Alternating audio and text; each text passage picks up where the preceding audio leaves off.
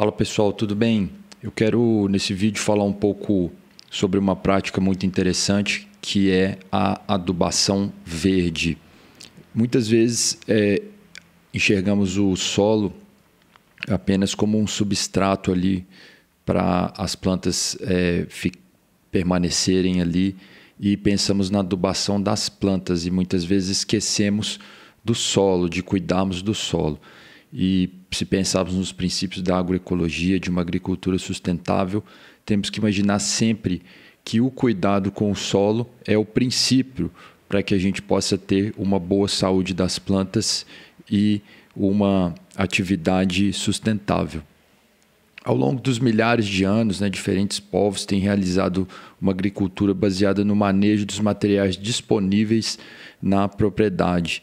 Dentre esses materiais destacam aqueles de origem orgânica, como esterco, resto da cultura, composto, etc., que possibilitam uma melhoria da qualidade do solo e o aumento da produtividade vegetal. No final do século XIX, essa forma de fazer agricultura foi transformada por descobertas científicas que abriram caminho para o uso dos fertilizantes minerais. O aumento de produtividade decorrente da utilização de tais produtos fizeram com que vários agricultores abandonassem as práticas de adubação orgânica, criando um modelo de agricultura cada vez mais dependente de insumos externos à propriedade.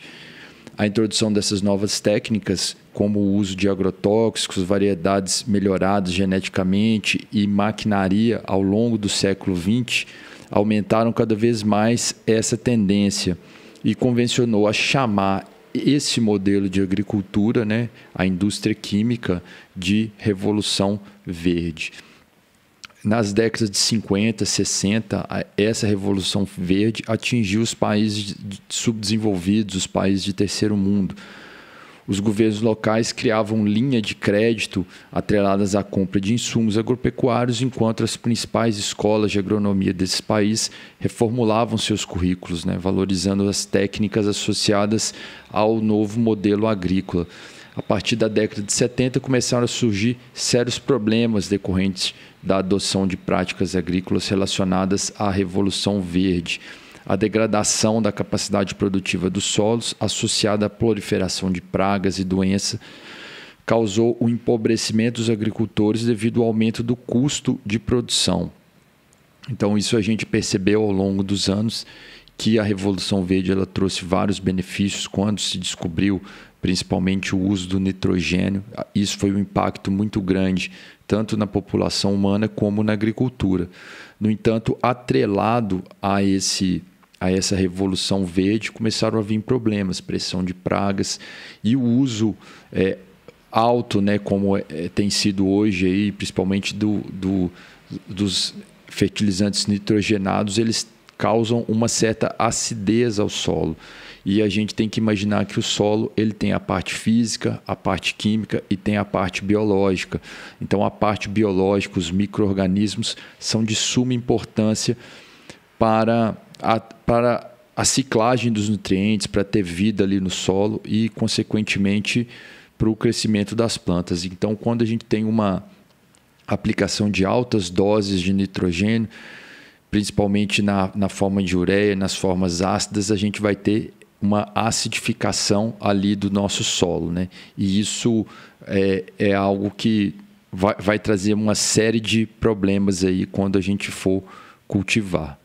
Então, a prática da adubação verde, ela traz vários benefícios ali para as plantas. E quando a gente fala da adubação verde, a gente está falando de plantar alguma cultura e principalmente as leguminosas que têm ali propriedades químicas e propriedades que podem auxiliar bastante ali na fixação de nitrogênio, que é a associação com bactérias. E esse plantio ele pode trazer vários benefícios ali para as nossas lavouras. Vamos começar falando aqui dos efeitos químicos aí de quando pensamos em cultivar uma planta como um adubo verde, implantar uma leguminosa ali para que ela traga benefícios para o nosso solo. Então, o primeiro efeito que a gente vai ter vai ser o efeito químico, né? O nitrogênio é um nutriente que mais tem sido estudado em relação ao efeito da adubação verde nas culturas de interesse econômico. As leguminosas e herbáceas constituem algumas das plantas mais utilizadas como adubo verde, embora espécies de outras famílias botânicas também sejam utilizadas.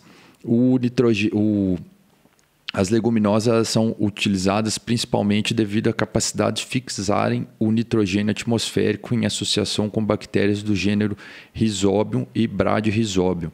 Essas plantas podem substituir os adubos minerais no fornecimento de N para várias culturas de interesse comercial. Então a gente tem aí uma relação de simbiose, né? uma associação que traz benefícios mútuos, tanto para os micro-organismos quanto para as plantas. O nitrogênio é um dos gases que estão em maior quantidade na atmosfera e é um dos macronutrientes que as plantas mais necessitam. No entanto, para que essa associação com as plantas, né, para as plantas absorverem esse nitrogênio, elas fazem isso através dessas bactérias, né, que são os rizóbios. Então, os rizóbios eles conseguem fixar esse nitrogênio, né, que está aí na atmosfera em abundância, e fornecer para as plantas. E, em contrapartida, eles utilizam ali dos carboidratos ali que vão estar nas raízes das plantas, né?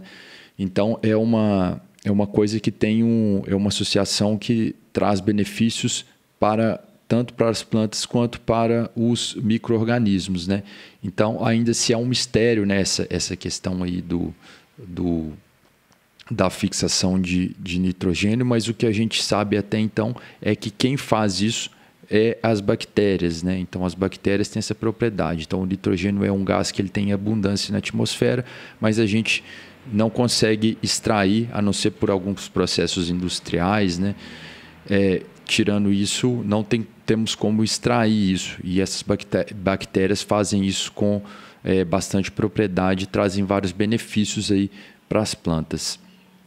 Então, além dessa parte aí de fixação biológica do nitrogênio, a decomposição desses resíduos vegetais, né, ela pode contribuir na diminuição da acidez do solo, porque durante a decomposição ali desses resíduos são produzidos ácidos capazes de complexar os íons de alumínio. Vou falar também agora dos efeitos físicos, né? Então, quando a gente pensa nos efeitos físicos, né, através ali da adição de resíduos orgânicos ao solo, observa-se um decréscimo de sua densidade global, que pode ser explicado pelo fato que o material adicionado apresenta uma menor relação massa-volume quando comparado à matriz do solo. O volume de poros apresenta de forma semelhante à densidade global do solo na medida que ocorre a adição desses materiais orgânicos. Então, quando você começa a colocar ali sobre o solo essas plantas e elas são decompostas ali, aquele material orgânico ele está sobre o solo, aquilo começa a gerar uma série de benefícios físicos ali na nossa estrutura do solo, né? Então a gente tem que pensar sempre que a estrutura do solo é algo muito importante para além da química dos minerais que vão estar presentes ali no solo. O solo precisa ter poros, ele precisa que o ar circule ali para que as raízes tenham forma de crescer ali sem impedimento físico e as plantas também consigam respirar, né? Então isso é muito importante. Então as plantas de cobertura, pensando nos adubos verdes, elas trazem esse benefício, né, de aumentar a porosidade ali do solo. E vou falar agora também dos efeitos biológicos, né? Então a presença do material orgânico ali fornecido pelos adubos verdes favorece a atividade dos micro-organismos e dos macro-organismos no solo. Então, novamente, quando a gente tem ali a matéria orgânica, ela vai se decompor ali e o que a gente sabe é que as bactérias elas estão presentes no solo e elas têm várias funções ali no solo, né? E além do rizóbio, existem milhares de bactérias ali que vão estar no solo, né? Os rizóbios eles estão associados às raízes das leguminosas. No entanto, quando acontece esse processo de decomposição, existem milhares ali de bactérias que estão ali no solo que podem trazer benefício nessa ciclagem ali da matéria orgânica e desses nutrientes.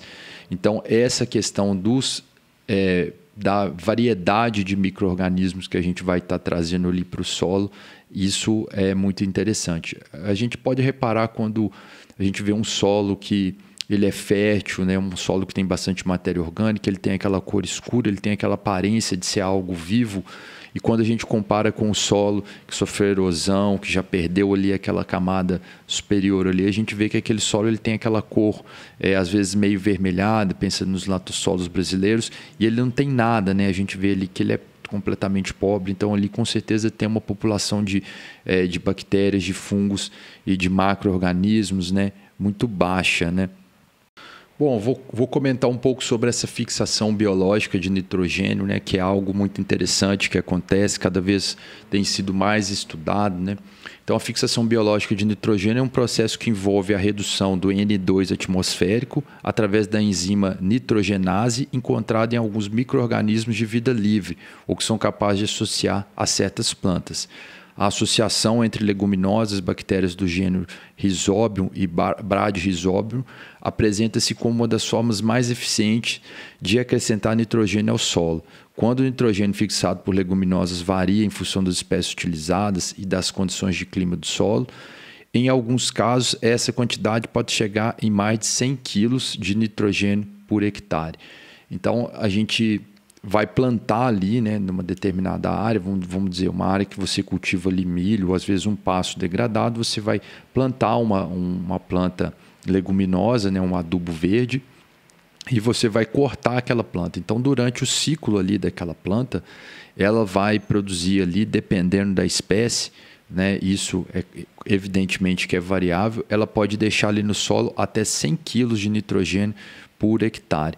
Então, é algo muito interessante quando a gente está pensando na construção da fertilidade, no aumento da CTC, né, da capacidade de troca de cátions, que está relacionado com a matéria orgânica que está ali no solo. Eu vou falar agora de algumas espécies aqui de leguminosas que a gente pode utilizar, né, algumas espécies que podem ser usadas como adubo verde. Isso é muito variável, né? Dependendo da região, dependendo da condição climática, da condição do relevo, a gente escolhe essas opções aí. Então, vou falar aqui o nome vulgar aqui, né? O feijão bravo, que é uma planta anual, né? O feijão de porco, a crotalária, a mucuna cinza, a mucuna preta, o calopogônio, ciratro, a soja perene, o amendoim, forrageiro. Então, existem algumas espécies aí de plantas, né? Na verdade, existem várias espécies aí e a gente vai escolher de acordo com a disponibilidade de semente, com a sua região. Vou falar agora aqui de alguns períodos aqui, né? De tempo necessário ali para cobertura do solo ali. Então, a gente pensa no calopogônio, a época de plantio dele em março, então a cobertura ali do terreno em torno de 105, 110 dias, né? O ciratro também em março, de 105 a 110 dias, o kudzu de 105 a 10 dias, estilosante 135 a 140 dias, o amendoim forrageiro já aí plantio em maio, 190 a 195 dias, a cetrosema, né, na época de dezembro aí, 105 a 110 dias também, a mucuna cinza de 35 a 40 dias. Então, isso vai variar muito de acordo com a sua estratégia. Então, basicamente, para que a gente entenda, a gente vai fazer o plantio dessas espécies e depois nós vamos incorporar isso ao solo, né? Então, isso aí pode ser picado, né, com um rolo-faca, uma roçadeira, e a gente vai deixar aquilo ali sendo incorporado ao solo. Geralmente a gente permite que a planta floresça ali, para que não gere aquelas sementes ali no solo ali posterior, para a gente implantar a nossa cultura. Então, o interessante é que produza ali somente a biomassa. Então, temos que pensar sempre que a adubação verde ela é uma prática que tem o objetivo de manter a fertilidade do solo, né, contribuindo para um aumento da produtividade agrícola, né? Então, isso já há muitos anos já se tem pensado nisso, já se tem colocado plantas, já tem se enxergado que existem plantas que contribuem para a melhoria do solo. Então, muitas vezes a gente, quando está pensando na agricultura convencional, a gente sempre precisa trazer recursos, sempre precisa colocar recursos ali no sistema. E isso vai trazendo um desequilíbrio ao longo do tempo. Então, a gente precisa de nitrogênio, a gente traz uma quantidade de ureia e coloca ali no solo. No entanto, ao longo dos anos, isso vai gerando uma acidez no solo e você vai perdendo a sua fertilidade.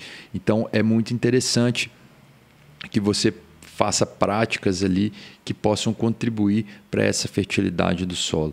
E a adubação verde ela traz vários benefícios e contribui muito ali para que o solo tenha mais matéria orgânica e, consequentemente, seja mais fértil. Então é isso aí, fico por aqui. Um abraço a todos e até a próxima.